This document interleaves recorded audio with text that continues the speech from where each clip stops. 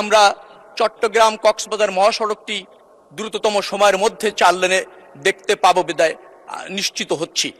চট্টগ্রাম কক্সবাজার যে মহাসড়কটির 4 লেনে উত্তীর্ণের প্রস্তাবনা রেখেছেন, সেটা আমাদের একটি জাতীয় গুরুত্বপূর্ণ মহাসড়ক।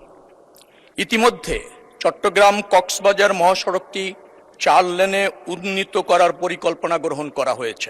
হাইওয়ে ইমপ্রুভমেন্ট প্রজেক্ট ফেজ 1 এর আওতায় 26.21 কিলোমিটার 4 লেনে প্রশস্তকরণ প্রকল্পটি ডিপিপি অনুমোদিত হয়েছে এবং 2029 সালের মধ্যে এর প্রশস্তকরণ 4 লেন সমাপ্তি হবে বিধায় কাজ শুরু হতে চলেছে। এর মধ্যে 2.6 কিলোমিটার 6 লেনের ফ্লাইওভার রয়েছে। আমরা অবশিষ্ট যে অংশ প্রায় 48 কিলোমিটারের, সেটির ফিজিবিলিটি স্টাডি চলমান রয়েছে। জাইকার সাথে আমাদের অর্থায়নের জন্য আলোচনা চলছে। আমরা মনে করছি এই মহাসড়কের বাকি অংশটি 4 লেনে উত্তীর্ণ করবার জন্য দ্রুততম সময়ের মধ্যে আমরা সিদ্ধান্ত গ্রহণ করতে পারব এবং ডিপিপি অনুমোদন করতে সক্ষম হব। এটি একটি দুর্ঘটনাপ্রবণ এলাকা, কোনো সন্দেহ নেই, দুর্ঘটনা ঘটছে, কিন্তু ওই সড়কের যে সমস্ত দুর্ঘটনাপ্রবণ এলাকা ইতিমধ্যে চিহ্নিত করেছে, সেইগুলিতে বেশ কিছু পদক্ষেপ গ্রহণ করা হচ্ছে। বিশেষ করে ওই পদক্ষেপগুলি যদি বাস্তবায়ন করা যায়, সড়ক জনপথ বিভাগ ইতিমধ্যে চিহ্নিত করে প্রয়োজনীয় পদক্ষেপ গ্রহণ করেছে, বাস্তবায়নের অপেক্ষায় আছে। একটি কথা মহান সংসদকে অবগত করা খুব প্রয়োজন। মাননীয় স্পিকার, আপনার মাধ্যমে মহান সংসদকে,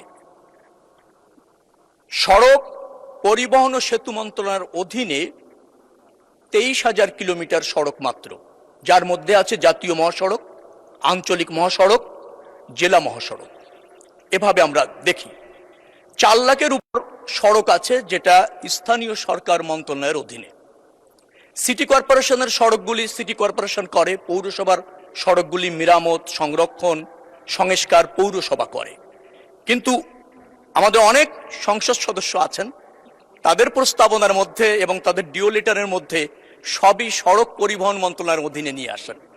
এই জায়গায় দায়িত্বটা অনেক বেশি আমাদেরকে নিতে হয়, জবাবদিহিটা আমাদের অনেক বেশি করতে হয়। অতএব সড়ক পরিবহন মন্ত্রণালয় এবং সেতু মন্ত্রণালয়ের অধীনস্থ সড়কগুলি আমরা কেবলমাত্র উন্নয়ন অথবা 4 লেন করা অথবা দাবি অনুসারে প্রয়োজন অনুসারে 6 লেন করার প্রকল্প বা পদক্ষেপ গ্রহণ করতে পারি মাত্র। তো সেই জায়গা থেকে আজকের এই সিদ্ধান্ত প্রস্তাবের মধ্যে অনেকে কিন্তু সংযোজন করেছেন, সংশোধন চেয়েছেন। তাদের যে সংশোধন প্রস্তাবগুলি আছে আমি জেনেছি, শুনেছি, তার অনেকগুলি ইতিমধ্যে আমরা 4 লেনে উত্তীর্ণ করার পদক্ষেপ নিয়েছি।